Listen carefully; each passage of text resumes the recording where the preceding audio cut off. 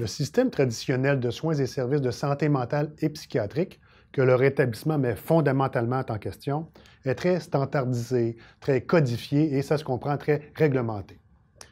Selon les diagnostics établis, des guides de pratique spécifiques s'appliquent et de manière assez linéaire. À tel symptôme devrait correspondre tel traitement. Un plan personnalisé de rétablissement n'est pas, quant à lui, spécifique à un trouble mental ou du comportement. S'il est spécifique à quelque chose, c'est par rapport à la personne. Par contre, il existe bel et bien des guides de pratique pour la transformation des systèmes et des approches pour qu'elles délaissent l'approche standardisée par diagnostic et classe de symptômes au profit d'une culture organisationnelle axée sur le rétablissement et centrée sur la personne. Le guide de pratique pour un système de santé mentale et comportementale axé sur le rétablissement est un de ces guides. Il comprend 8 sections principales, avec chaque fois une liste d'exemples précis d'indicateurs observables. Première section, primauté de la participation. Une caractéristique essentielle des soins de santé axés sur le rétablissement réside dans la primauté de la participation des individus et de leurs proches à tous les aspects et à toutes les étapes du processus de prestation des soins. Par exemple, en s'assurant que les personnes en rétablissement représentent une proportion significative des représentants au conseil d'administration, au conseil consultatif ou aux autres comités directeurs et groupes de travail d'une organisation. La participation va de la formulation initiale des questions ou problèmes à traiter, à la conception des évaluations des capacités et aux besoins pour la prestation, l'évaluation et le suivi des soins, la conception et le développement de nouveaux services, interventions et mesures de soutien. Deuxième section, promouvoir l'accès et l'engagement. Pour chaque personne demandant ou recevant des soins pour un trouble psychiatrique diagnostiqué, il y en a 2 en santé mentale qui n'auront pas accès à de tels services et n'en recevront donc pas. Pour chaque personne demandant ou recevant des soins pour une dépendance, 6 n'auront pas accès aux services appropriés. Les praticiens orientés vers le rétablissement favorisent donc l'accès aux soins en facilitant une entrée facile et rapide et en s'efforçant de supprimer les obstacles aux soins qu'il faut alors bien connaître, valoriser et même publiciser. L'engagement implique de prendre contact avec la personne plutôt qu'avec le diagnostic ou l'invalidité, de créer un climat de confiance, de répondre aux objectifs et aux besoins de la personne et, directement ou indirectement, d'offrir une gamme intersectorielle de services diversifiés en plus des soins cliniques. Tous ceux qui en ont besoin doivent pouvoir y avoir accès s'ils le souhaitent. Troisième section, assurer la continuité des soins. Le rétablissement est rarement atteint après un seul épisode de soins.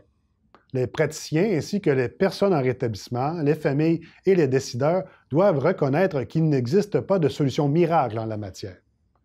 Comme pour d'autres maladies chroniques, le traitement antérieur, plus ou moins concluant de l'état d'une personne, ne doit pas être interprété comme un mauvais pronostic, un non-respect des règles ou comme si la personne ne faisait pas assez d'efforts pour se rétablir.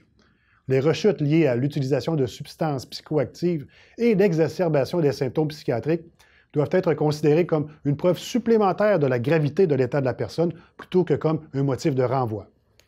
Tous ces principes suggèrent que le traitement, la réadaptation et le soutien ne devraient pas être offerts que lors des épisodes de soins aigus et proposés en série par différents prestataires, mais par un système soigneusement élaboré qui assure la continuité des relations de soins et de soutien des personnes au fil du temps, d'un épisode à l'autre et d'une organisation à l'autre. Quatrième section, évaluation fondée sur les forces. Se concentrer uniquement sur les déficits du patient en l'absence d'une analyse réfléchie de ses forces dévalorise les ressources les plus vitales dont une personne dispose pour faire face aux situations stressantes, faire face aux défis de son environnement quotidien, améliorer sa qualité de vie et progresser sur la voie du rétablissement. Il faut demander au patient quelles sont ses forces. Les approches basées sur les forces permettent aux professionnels d'équilibrer les besoins vitaux qui doivent être satisfaits avec les ressources et les atouts dont les personnes disposent pour les aider dans ce processus. Cinquième section, proposer une planification de rétablissement individualisée. Tous les services de traitement, de réadaptation et de soins à offrir doivent être basés sur un plan de rétablissement individualisé et multidisciplinaire qui soit élaboré en partenariat avec la personne recevant ces services et avec toute autre personne qu'elle identifie comme point d'appui nécessaire à son rétablissement. Bien que reposant sur un modèle de collaboration, des efforts importants doivent être déployés pour faire en sorte que les droits des personnes à l'autodétermination soient respectés et qu'elles aient la possibilité de choisir librement toutes les décisions de traitement ou de choix de vie. Le plan de rétablissement personnalisé doit comprendre une évaluation culturelle complète et respectueuse des espoirs, des actifs, des atouts, des points forts et des objectifs de la personne. Ce plan reflètera une compréhension globale de sa santé mentale et comportementale, de ses préoccupations de santé physique et de son désir de vivre une vie significative dans sa communauté. 6e section, se comporter en accompagnateur du rétablissement. La conviction selon laquelle vous n'êtes pas des cas et vous n'êtes pas nos gestionnaires est de plus en plus reconnue comme un défi lancé à la manière dont les soins de santé mentale et comportementale sont conceptualisés.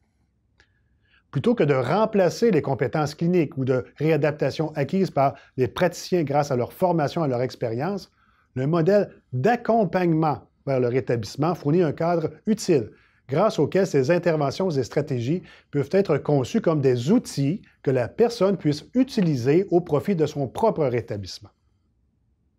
7e section, cartographie et développement communautaire. Compte tenu de son attention portée aux facteurs contextuels et conditions de vie, un outil essentiel pour une planification du rétablissement efficace consiste à bien connaître la communauté culturelle locale de la personne, y compris ses ressources et ses sources de potentiels problèmes. La cartographie est un processus participatif qui implique les personnes dans le repérage des ressources dans une communauté et en lien avec le développement de leurs capacités.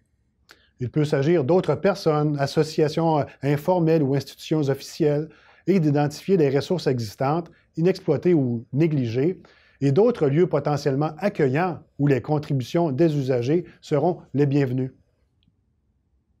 8e section, repérer et lever les obstacles au rétablissement.